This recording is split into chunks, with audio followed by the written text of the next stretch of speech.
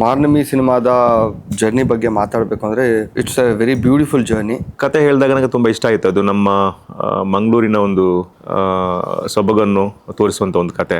ಎಲ್ಲ ಹೀರೋಗಳು ಒಂದು ಒಳ್ಳೆ ಶುಕ್ರವಾರಕ್ಕೋಸ್ಕರ ಕಾಯ್ತಾ ಇರ್ತಾರೆ. ಸೊ ಬಹುಶಃ ನನ್ನ ಒಳ್ಳೆ ಶುಕ್ರವಾರ ಇಲ್ಲಿಂದ ಸ್ಟಾರ್ಟ್ ಆಗುತ್ತೆ ಅನ್ಕೊತೀನಿ.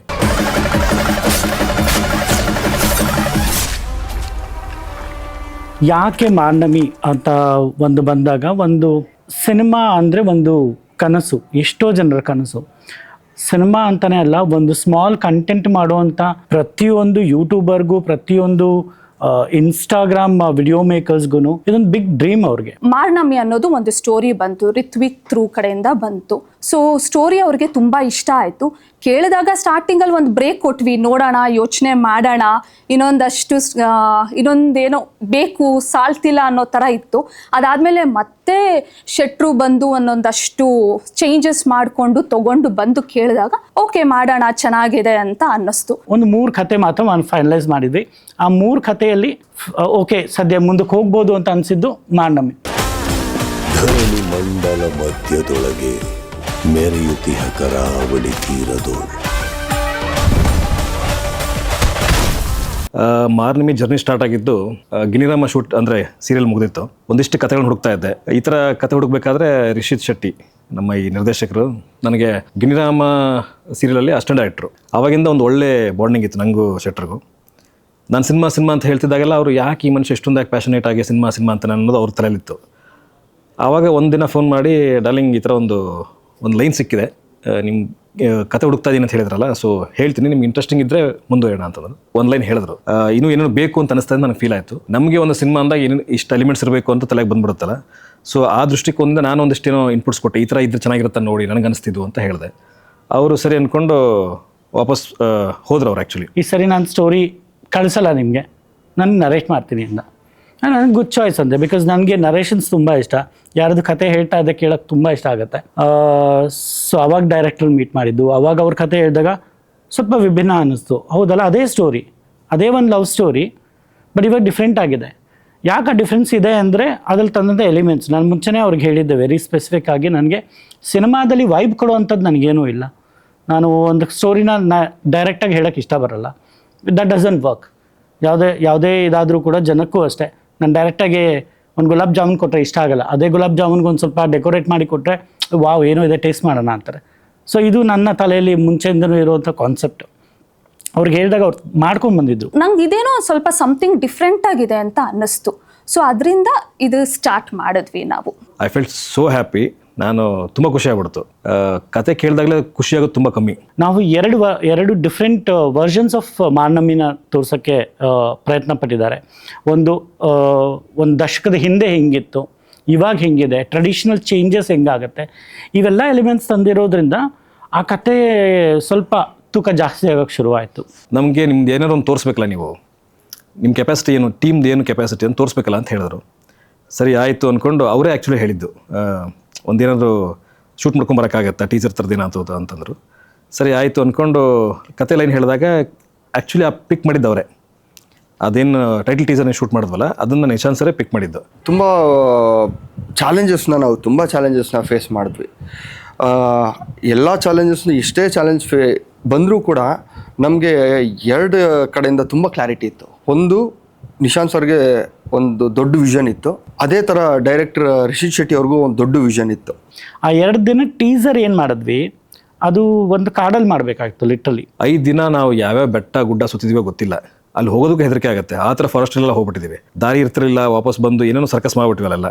ಎಲ್ಲೂ ಸಿಗಲಿಲ್ಲ. ಲಿಟ್ರಲಿ ಕೊಲ್ಲೂರು ಸುತ್ತಮುತ್ತ ಮಂಗಳೂರಿನ ಎಲ್ಲ ಆಲ್ಮೋಸ್ಟ್ 4-5 ಕಾಡುಗಳ ಒಳಗೆಲ್ಲ ಹೋಗಿ ಹುಡ್ಕೊಂಬಂದಿರೋ ವಿಡಿಯೋಸ್ ಎಲ್ಲ ಕಳಿಸ್ತಿರ್ತಿದ್ರು. ಯಾವ ಒಂದು ಮರ ಕೂಡ ನಮಗೆ ಆ ನಮ್ಮ ಪರ್ಟಿಕ್ಯುಲರ್ ಇದಕ್ಕೆ ಫಿಟ್ ಆಗ್ತಾನೆ ಇಲ್ಲ.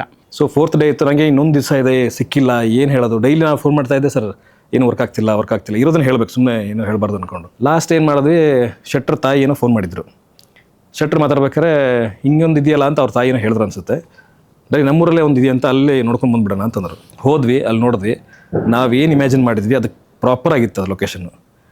ಇಲ್ಲೇ ಶೂಟ್ ಮಾಡೋಣ ಅಂತ ಕನ್ಫರ್ಮ್ ಆಯಿತು. ಆ ಶೆಟ್ರಿಗೆ ಬೈದೆ, 4 ದಿನ ವೇಸ್ಟ್ ಮಾಡಿದ್ರಲ್ರಿ, ಫಸ್ಟ್ ಕರ್ಕೊಂಬಂದ್ರೆ ಇಲ್ಲ ದುಡ್ಡು ಉಳಿದಿರಲ್ಲ ಅಂತ ಹೇಳಿದೆ. ಯಾರಿಗೆ ಸ್ಟೋರಿ ಹೇಳಿದ್ರು ಫಸ್ಟ್ ನಾನು ಮಾಡ್ತೀನಿ ಸರ್ ಇದನ್ನು ಅಂದವರೇ ಜಾಸ್ತಿ. ಸೊ ಇವೆಲ್ಲ ನನಗೆ ಕಾನ್ಫಿಡೆನ್ಸ್ ಜಾಸ್ತಿ ಬೀಳ್ತವೆ ಒಂದು ಟೀಮ್ ಕಟ್ಬೇಕಾದ್ರೆ. ಚರಣ್ ಅವರು ಅಷ್ಟೇ, ಆ ಸೋರಿ ವೈಬ್ ಕೇಳಿ ಇಲ್ಲ ಇದನ್ನು ವಿಭಿನ್ನವಾಗಿ ಮಾಡಬೇಕು. ಅವರೇ ಲಿಟ್ರಲಿ ಮಂಗಳೂರಿಗೆ ಬಂದು ಯಾವ ಇನ್ಸ್ಟ್ರೂಮೆಂಟ್ಸ್ ಅಲ್ಲಿ ಯೂಸ್ ಮಾಡ್ತಾರೆ, ಎಷ್ಟು ವಿಭಿನ್ನತೆ ಇದೆ ಆ ಇನ್ಸ್ಟ್ರೂಮೆಂಟ್ಸ್ ಅಲ್ಲಿ, ಅದನ್ನೇ ತಗೊಂಡ್ಬಂದು ಅದನ್ನೇ ರೆಕಾರ್ಡಿಂಗ್ ಮಾಡಿಸ್ಕೊಂಡು ಮಂಗಳೂರಲ್ಲೇ ಒಂದಷ್ಟು ವಾದ್ಯಗಳನ್ನ ಇಟ್ಕೊಂಡು ಲೈವ್ ಆಗಿ ಶೂಟ್ ಮಾಡಿದ್ವಿ.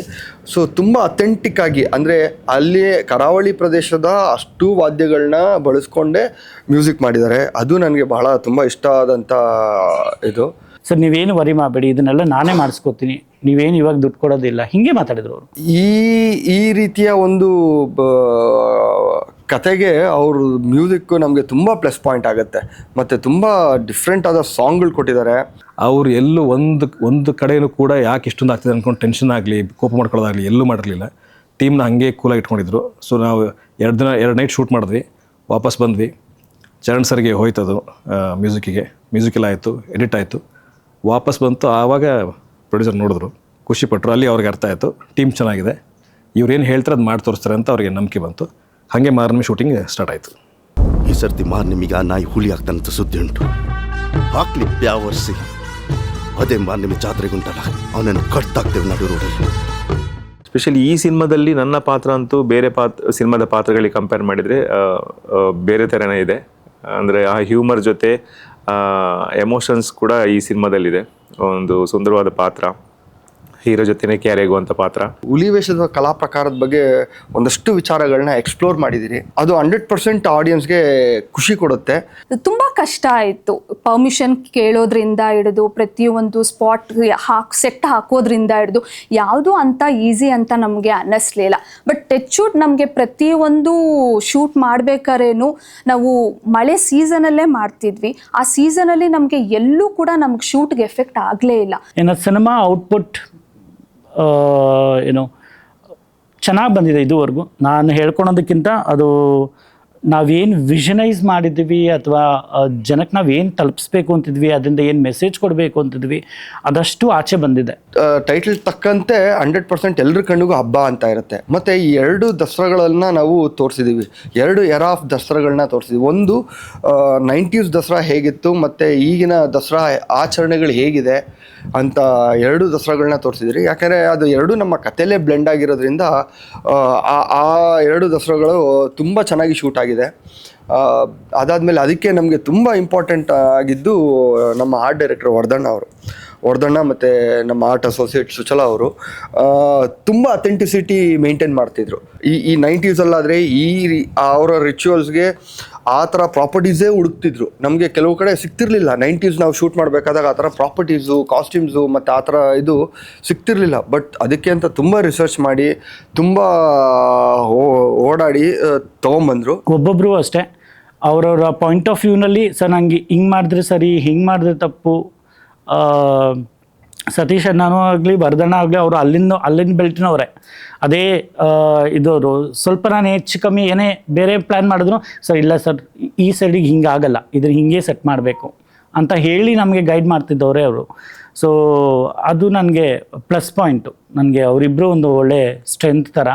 ಅದಾದ ನಂತರ ನೆಕ್ಸ್ಟ್ ಚಾಲೆಂಜ್ ಏನು ಅಂತ ಗೊತ್ತಾದಾಗ ಹುಲಿವೇಷ. ಆವಾಗ ಒಂದಿಷ್ಟು ವೀಡಿಯೋಸ್ ನಾನು ಯೂಟ್ಯೂಬಲ್ಲಿ ನೋಡಿದೆ. ಓಕೆ ಹುಲಿವೇಷ ಆಗ್ತೀನಿ ಅಂದಾಗ ಏನೇನು ಆಗುತ್ತೆ ಅಂತ ನೋಡಿದೆ. ತುಂಬ ಸಿಂಪಲ್ ಅನಿಸ್ಬಿಡ್ತು ನನಗೆ. ಓಕೆ ಹುಲಿವೇಷ ಹಿಂಗೆ ಪೇಂಟ್ ಹಾಕ್ಕೊಂಡಿರ್ತಾರೆ, ಒಂದು ಬೀಟ್ ಬರುತ್ತೆ, ಕುಣಿತಾರೆ, ಅಷ್ಟೇ ಮುಗೀತು ಅಂತ. ಅದಾದಮೇಲೆ ರಿಹರ್ಸಲ್ ಸ್ಟಾರ್ಟ್ ಆಯ್ತು ನನಗೆ. ಆವಾಗ ಅರ್ಥ ಆಗಿದೆ ಏನು ಅಂತಂದರೆ ನೀವು 20-30 ಸೆಕೆಂಡ್ ಮೇಲೆ ಕುಣಿಯೋಕೆ ಆಗೋದೇ ಇಲ್ಲ ನಿಮಗೆ. ಅಷ್ಟು ಸುಸ್ತಾಗ್ಬಿಡುತ್ತೆ. ಇಡೀ ಬಾಡಿ ನಿಮ್ಮದು ಫುಲ್ ಶೇಕ್ ಆಗ್ತಿರುತ್ತೆ, ಹೈ ಎನರ್ಜಿ ಇರುತ್ತೆ. ನಾವು ನೋಡೋದಷ್ಟು ಸುಲಭ ಅಲ್ಲವೇ ಅಲ್ಲ ಅದು. ಆ ಹುಲಿ ವೇಷ ಹಾಕ್ತಾರಲ್ಲ, ಬಣ್ಣ ಹಾಕ್ತಾರಲ್ಲ, ಅದು 5 ಅವರ್ ಟೈಮ್ ತೊಗೊಳುತ್ತೆ ಪೂರ್ತಿ ನಮಗೆ ಬಣ್ಣ ಹಾಕೋದಕ್ಕೆ. ಆ 5 ಅವರ್ ಕೂಡ ನೀವು ನಿಂತೇ ಇರಬೇಕು, ಕೂರಂಗಿಲ್ಲ. ಇಷ್ಟೊಂದು ಚಡ್ಡಿ ಇರುತ್ತೆ, ಬಿಟ್ಟರೆ ಪೂರ್ತಿ ನಿಮಗೆಲ್ಲ ಪೇಂಟ್ ಆಗುತ್ತೆ. ಅದು ಕೈಲಿ 2 ಕೋಲ್ ಕೊಟ್ಟಿರ್ತಾರೆ, ಹಿಂಗೆ ಬಿಟ್ಟರೆ ಈ ಪೇಂಟ್ ಇಲ್ಲಿ ಅಂಟ್ಕೊಂಡ್ಬಿಡುತ್ತೆ. ತೆಗಿಬೇಕಾದ್ರೆ ಚರ್ಮ ಎಲ್ಲ ಇಳಿಯುತ್ತೆ ಹಿಂಗೆ. ಅದು ನೀವು ಅದು ಮಾಡೋಂಗಿಲ್ಲ. ಸೊ 5 ಅವರ್ ಡ್ರೈ ಆಗೋವರೆಗೂ ನೀವು ಹಿಂಗೆ ಇರಬೇಕು. ಹಿಂಗೆ ನಿಂತೇ ಇದ್ದೆ. ಅದು ಹಾಕ್ಕೊಂಡಾಗ ನಿಮ್ಗೊಂದೊಂದು ಬೇರೆ ಫೀಲಿಂಗೇ ಇರುತ್ತೆ. ನಾನು ಕೇಳಿದಾಗ ಅದು ಹೆಂಗಿತ್ತು, ಹುಲಿವೇಷ ಹಾಕ್ತೀವಿ, ಡ್ಯಾನ್ಸ್ ಮಾಡ್ತೀವಿ ಅಂತ. ಬಟ್ ಆ ಸ್ಮೆಲ್ ಒಂಥರ ಬಂತು, ಅದಾಯಿತು. ಕಂಪ್ಲೀಟ್ ಆದಮೇಲೆ ನಾನು ಕನ್ನಡಿಲಿ ಹೋಗಿ ನನ್ನ ಮುಖ ನೋಡ್ಕೊಂಡಾಗ ಅದು ಬೇರೆ ಫೀಲಿಂಗ್ ಕೊಡ್ತು ನನಗೆ ಅದು. ಸೊ ಹಾಗೆ 4 ದಿವಸ ಜ್ವರ ನೆಲದ ಮೇಲೆ ಮಲಗಿದ್ದು. ಅಂದರೆ ನಾನು ಎಲ್ಲೂ ಕೂಡ ಅವ್ರೇನು ಫಾಲೋ ಮಾಡ್ತಿದ್ರಲ್ಲ ಅವ್ರ ರಿಚುವಲ್ಸ್ ಎಲ್ಲ, ಅದಕ್ಕೆ ಧಕ್ಕೆ ಮಾಡಬಾರ್ದು ಅನ್ನೋದು ನಂಗೆ ತುಂಬ ಇತ್ತು. ಬಿಸ್ನೆಸ್ ಕೊಡೋ ಅಂಥವ್ರು, ಅದು ಆ ಬಿಸ್ನೆಸ್ನ ನೆಕ್ಸ್ಟ್ ಲೆವೆಲಿಗೆ ತೊಗೊಂಡೋಗೋ ಅಂಥ ಒಬ್ಬ ವ್ಯಕ್ತಿ ಇದನ್ನು ಮಾಡೋಣ, ನಾವು ನಿಂತ್ಕೋತೀವಿ ನಿಮ್ಮ ಜೊತೆ ಅಂದಾಗ that Boost your energy levels. So ಇದು ನನಗೆ ಒಂದು greatest plus point. KVN productions ನಮಗೆ ಸಾಥ್ ಕೊಡ್ತಿರೋದೇ ಒಂದು ದೊಡ್ಡ ವಿಚಾರ. ಅದರಲ್ಲಿ ಅವರು ರಿಲೀಸ್ ಮಾಡಿಕೊಡ್ತಿದ್ದಾರೆ, ಅದು ಇನ್ನೊಂದು ಇದು. ಅರ್ಜುನ್ ಮಾಸ್ಟರ್ ನಾನು ತುಂಬ ಥ್ಯಾಂಕ್ಸ್ ಹೇಳ್ತೀನಿ, ಯಾಕಂದ್ರೆ ಒಂದು ಅದ್ಭುತ ಫೈಟ್ ನಮ್ಗೆ ಕೊಟ್ಟಿದ್ದಾರೆ. 3 ಫೈಟ್ ಇದೆ, 3 ಸೂಪರ್ ಮಾಡಿಕೊಟ್ಟಿದ್ದಾರೆ. ಸೊ ಆ ಥರ ಪೇನಲ್ಲಿ ಒಂದು ಖುಷಿಯಿಂದ ಫೈಟ್ ಮುಗಿಸುತ್ತೆ. ಥ್ಯಾಂಕ್ಸ್ ಟು ಪ್ರವೀಣ್ ನಮಗೆ ಸಪೋರ್ಟ್ ಮಾಡ್ತಿರೋದಕ್ಕೆ. ಅದೇ ರೀತಿ ಸುಮಾರು ಜನ ಇದ್ದಾರೆ, ಸುಮಾರು ಚಾನಲ್ ಅವರು, ಯೂಟ್ಯೂಬ್ ಅವರೆಲ್ಲರೂ ಸಪೋರ್ಟ್ ಮಾಡಿದ್ದಾರೆ. ಸೊ ಎಲ್ರಿಗೂ ಈ ಮೂಲಕ ಒಂದು ಥ್ಯಾಂಕ್ಸ್ ಹೇಳ್ತೀನಿ. Thank you so much. ಒಂದು ಹೊಸ ಪ್ರೊಡಕ್ಷನ್ ಸ್ಟಾರ್ಟ್ ಮಾಡಿದ್ದೀವಿ, ನಿಮ್ಮೆಲ್ಲರ ಸಪೋರ್ಟ್ ನಮ್ಮ ಮೇಲೆ ಇರಲೇಬೇಕು. ಪ್ಯೂರ್ ಒಂದು ಖಾಲಿ ಹಾಳೆ ಥರ ಒಳಗೆ ಬನ್ನಿ. ಆ ಖಾಲಿ ಹಾಳೆಯಲ್ಲಿ ನೀವು ವಾಪಸ್ ಹೋಗ್ಬೇಕಾದ್ರೆ ಒಂದಿಷ್ಟು ನೀವು ಅದ್ಭುತವಾದ ಕ್ಷಣಗಳನ್ನು ನೀವೇ ಬರ್ಕೊಂಡು ಹೋಗ್ತೀರಾ. ಅಷ್ಟು ಮಾತ್ರ ನಾನು ನಂಬಿಕೆ ಇಟ್ಟು ಹೇಳಬಲ್ಲೆ. ನಿಮಗೆ ವಿಜುವಲಿ ಯಾವುದೇ ರೀತಿಯ ಕೊರತೆಗಳಿರಲ್ಲ.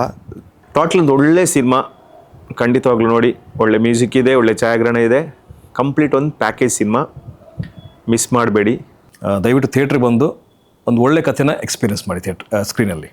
Thank you.